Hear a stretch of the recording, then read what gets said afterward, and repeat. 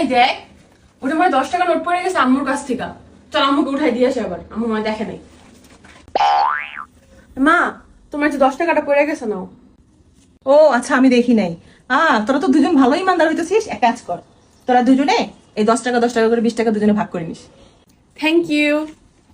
চল। এই দেখ, আবার মনে হয় আম্মুর কাছ থেকে 100 টাকা নোট পড়ছে। আম্মু মনে হয় আবারও খেয়াল করে। চল আম্মুকে উঠাই দিয়ে আসে আবার।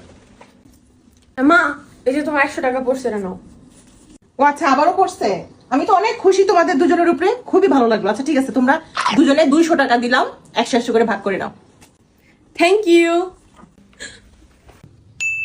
এই দেখ, আম্মু মনে হয় আবার 500 টাকা নোট ফেলাইছে এবার। পড়ে গেছে, খেয়াল করে নেই মনে হয়।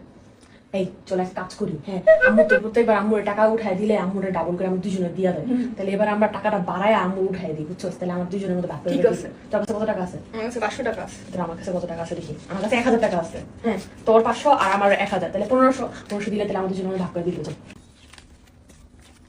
এই মা, এ দেখো তোমার কতগুলো টাকা পড়ে আছে নাও তো। আরে এত টাকা পড়ছে, আমি খেয়ালই করি নাই। ভালো হয়েছে দিছিস। ইয়াল্লাহ, আমাকে আজকে ইলেকট্রিসিটি বিল দিতে হবে, নাহলে তো আমি বিপদে পড়ে যেতাম। টাকাগুলো নিয়ে নিচ্ছি, আম্মু গেছে, আমার টাকা গেছে। আমার তো 500 টাকা গেছে, তাতে 1000 টাকা গেছে।